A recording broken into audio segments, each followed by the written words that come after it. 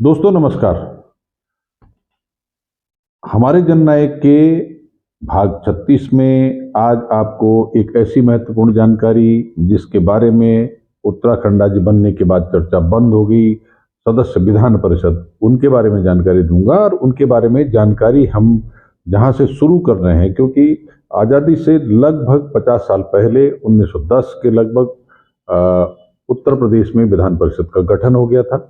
और शुरुआती दौर में जो विधान परिषद के सदस्य बनते थे वो अंग्रेज सरकार के अपने लोग अंग्रेज होते थे, तो उनकी संख्या रही 40 के आसपास। 40 लोग ऐसे थे कि जिन्होंने पता लिखवाया अपना लखनऊ नैनीताल, यानी उनका सर्दियों का प्रवास लखनऊ और गर्मियों का प्रवास नैनीताल में।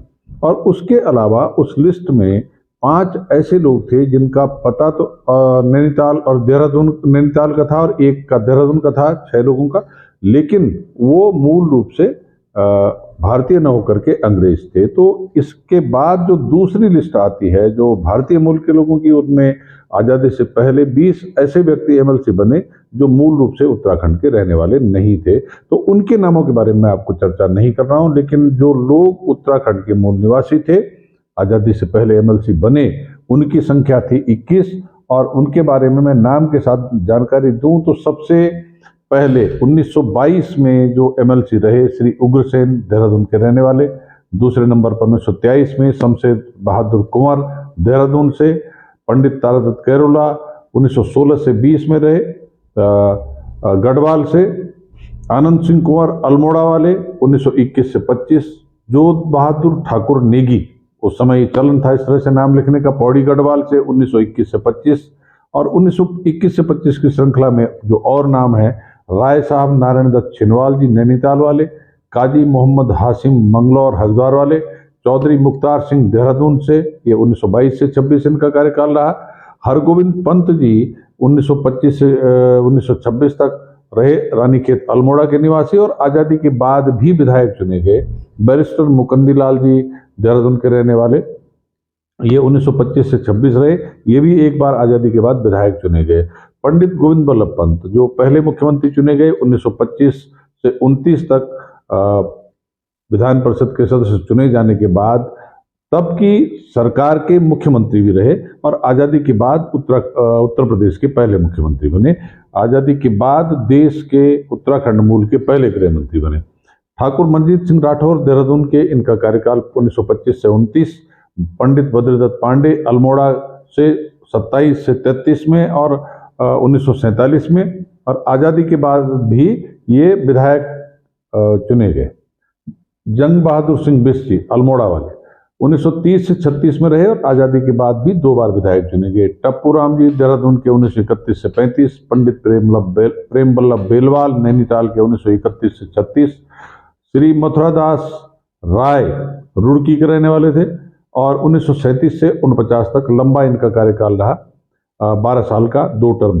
श्री राम प्रसाद टमटा अल्मोड़ा वाले, जिनको आप जानते हैं वो नहीं, उनसे पहले दूसरे वाले 1948 से और 1951 में विधान परिषद के सदस्य रहे। श्री गुरदास शाह अल्मोड़ा से 1948 से 51। रामप्रसाद टमटा जी का कार्यकाल जो मैंने कहा 1942 से 1951 और गुरदास शाह जी का 1948 से 1951। होतीलाल दास जी का कार्यकाल 49 से 51, अल्मोड़ा के रहने वाले। कालू राम जी रुड़की के रहने वाले 50 से 51। तो इस तरह से ये जो 21 लोग थे जो आज़ादी से पहले विधान परिषद के सदस्य चुने गए, इनमें से 5 लोग आज़ादी के बाद भी सक्रिय राजनीति में रहे और उनमें से अब कोई भी हमारे बीच में नहीं है। आज़ादी के बाद जब हम आगे बढ़ते हैं तो उत्तराखंड से 1947 के बाद कुल 33 लोग विधान परिषद के सदस्य चुने गए। श्री कृष्णचंद्र जोशी अल्मोड़ा से, इनका कार्यकाल रहा 52 से 58। खुशहाल सिंह जी पौड़ी गढ़वाल से 52 से 66। इंदर सिंह नयाल जी अल्मोड़ा से 57 से 62। प्यारेलाल गुप्ता जी अल्मोड़ा से 58 से 72। डॉक्टर KN गैरोला टिहरी बडियारगढ़ से 1962 से 68। श्री सूरज चंद्र रमोला उत्तरकाशी से 76 से 82। श्री जगन्नाथ शर्मा टिहरी से 1962 से 68। श्री दीनदयाल शास्त्री हरिद्वार से 62 से 68। श्री भोलादत्त पांडे अल्मोड़ा से 68 से 72। श्री राम सिंह सैनी हरिद्वार से 1968 से 74, और 10 यानी अक्टूबर 89 से और दिसंबर 89, 2 महीने का कार्यकाल ये और रहा। उसके बाद विधायक बन गए थे। ये भी उत्तराखंड की राजनीति में विधान परिषद के अलावा विधायक दल में भी सक्रिय रहे। बलदेव सिंह आर्य पौड़ी से 68 से 74, पीएम मेहता काशीपुर उधम सिंह नगर से 69 से 74, भोला दत्त शर्मा अल्मोड़ा से 72 से 74 और 82 से 90 तक पर्यटन विकास परिषद के अध्यक्ष। ब्रह्मदत्त जी देहरादून 74 से 80, इंदिरा हृदय सिंह नैनीताल 74 से 80, 86 से 92, 92 से 98 और 98 से 2002, यानी उत्तराखंड की अंतरिम विधानसभा। और उसके बाद उत्तराखंड की विधानसभा में रमाशंकर सनवाल जी अल्मोड़ा से 74 से 80, हीरा बल्लभ बेलवाल जी नैनीताल से 77 से 82, महावीर सिंह राणा जी हरिद्वार से 80 से 85 और उसके अलावा उत्तराखंड से सांसद भी चुने गए। पंडित नारायण दत्त तिवारी जी नैनीताल जनवरी 85 से और जून 85 तक, और बाकी इनका विधायकी का कार्यकाल मैं कई बार आपको बता चुका। धनीराम सिंह नेगी जी देहरादून से 80 से 86, श्री कुमारी सत्या सूद जी देहरादून 80 से 86, सुल्तान सिंह भंडारी जी पौड़ी गढ़वाल 83 से 89, नित्यानंद स्वामी जी जो हमारे पहले मुख्यमंत्री रहे देहरादून से, ये 84 से 90, फिर 90 से 96 और 96 से 2002।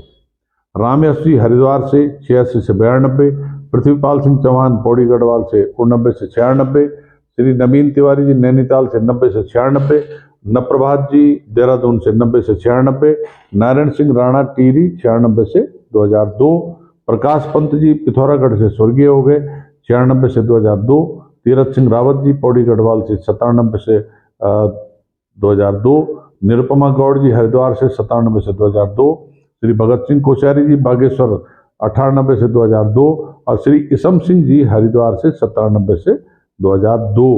ये जो लोग हैं इनमें से 13 लोग ऐसे हैं जो उत्तराखंड बनने के बाद भी राजनीति में सक्रिय रहे। मैंने विधान सभा का जब एपिसोड आपको बताया तो उन सब के नाम गिनाए, और उसके बाद एक व्यक्ति इन सब 33 लोगों में है, श्री तीरथ सिंह रावत जी, जो वर्तमान में पौड़ी गढ़वाल के सांसद हैं। तो इस तरह से उत्तराखंड में से जो उत्तर प्रदेश की विधान परिषद के सदस्य हमारे यहाँ उत्तराखंड मूल के रहे या उत्तराखंड के रहने वाले लोग रहे, उन सब के बारे में मैंने आपको जानकारी देने का प्रयास किया। और ये डाटा इकट्ठा करने में खूब मशक्कत करनी पड़ी, आसानी से नहीं मिल पाया। तो आप सब लोग जिन्होंने इसको डाटा को बनाने में सहयोग किया उनका धन्यवाद। जो आप सब लोग इसको देख सुन रहे हैं आपका धन्यवाद।